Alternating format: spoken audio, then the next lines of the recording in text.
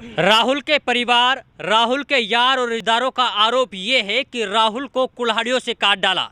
इसके अलावा उनके पैरों में कील तक गाड़ दी गई और लगातार उनके परिवार वालों को, जो यानी आरोपी पक्ष के लोग हैं, वो लगातार उनको गुमराह करते रहे।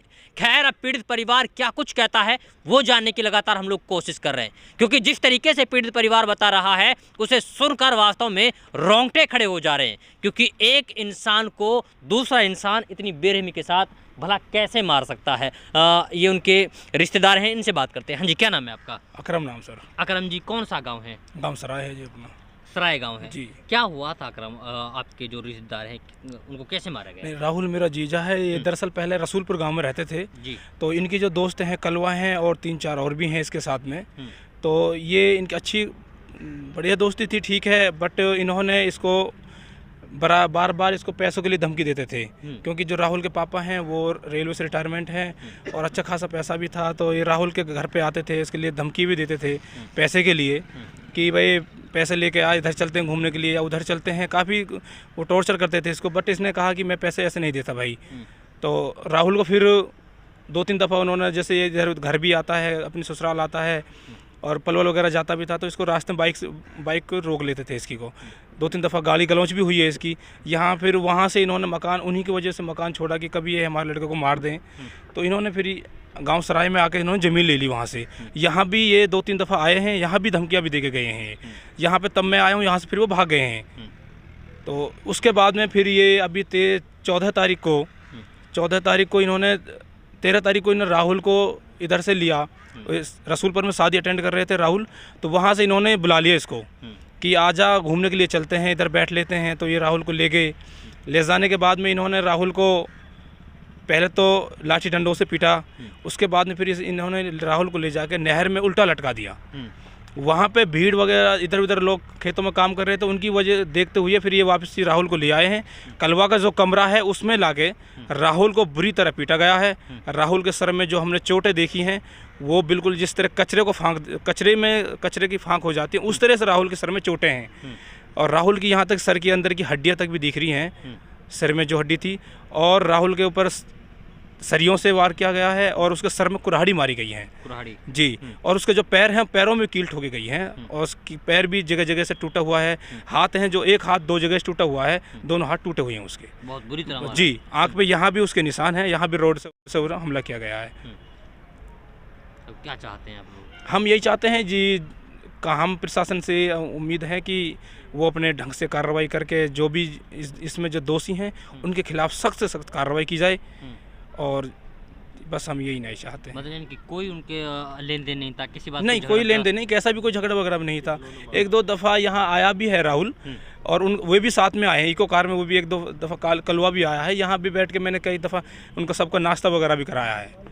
कितने लोग थे, क्या लगता है कितने लोगों ने मारा होगा? ये राहुल जो हॉस्पिटल वहाँ से इसको मेरे पास में कॉल आई है हमारे एक रिश्तेदार की, बोला है वो कि राहुल का एक्सीडेंट हो गया है। तो मैंने बोला राहुल का एक्सीडेंट होएगा तो भाई से पलवल ले आओ, पलवल आता हूँ मैं। तो हल्की फुल्की चोट है तब बोला गया था। फिर वो कलवे के घर इसको लेने के लिए गया हमारा रिश्तेदार। तो वहाँ के जो गली में जो 2-4 लोग हैं जिन्होंने राहुल को पीटा है, मारा है जिन्होंने, वो हमारे रिश्तेदार से बोल रहे हैं कि भाई तू भी चोर के साथ आया बहन चोद, यहाँ बहन चोद तुझे भी मारा जाएगा यहाँ, बहन चोद हम हिंदू हैं, वीडियो में हिंदू बोला गया उन्होंने।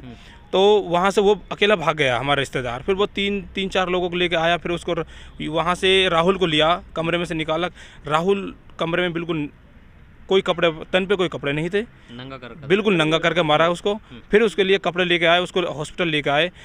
उसमें हॉस्पिटल लाने के बाद में उसमें मुश्किल से वो आधे घंटे जी पाया है। उसने बताया था मेरी सिस्टर को कि मुझको 3-4 लोगों ने मारा है, मुझे कलवा यहाँ से लेके गया था। अच्छा जी। मतलब कई सारे लोग थे जो? हाँ, 3-4 लोग बोल रहे हैं उसमें। चलिए देखिए, 1 मिनट। राहुल के पापा हैं जो बेचारे लेटे हुए हैं, रेलवे से रिटायरमेंट बताए जा रहे हैं, बोलने की हालत में नहीं होंगे। चाचा, आपके बेटे को मार दिया? कुछ बताया था क्या राहुल ने पहले? देखिए, राहुल के पापा हैं, आप अंदाज़ा लगाइए कि बेचारे इनके ऊपर क्या कुछ गुजर रही होगी। हालांकि आप वीडियो देख करके, आप उनकी तस्वीर देख करके इस बात का अंदाज़ा लगा सकते हैं। अगर किसी इंसान का जवान बेटा मर जाए या फिर उसे मार दिया जाए तो फिर उस परिवार के ऊपर, उस माँ बाप के ऊपर क्या कुछ गुजर रही होगी, आप अंदाज़ा लगा लीजिएगा। क्योंकि मैं उन अल्फाजों को बयान नहीं कर सकता। अब जो पापा हैं वो बेचारे कुछ भी बोलने से कतरा रहे हैं और कुछ भी नहीं बोल पा रहे हैं। और सबसे बड़ी बात ये है कि जो पिताजी हैं राहुल उनके इकलौती संतान थी, यानी कि इकलौते बेटे थे और उनकी 2 बेटियां हैं। अब आप अंदाज़ा लगाइए कि उनका घर पूरी तरीके से बंद हो गया है। राहुल की कोई संतान नहीं है, उनकी शादी हुई, एक बेटी थी जो कि पहले ही एक्सपायर हो गई, यानी कि अब राहुल के कोई बच्चा नहीं है।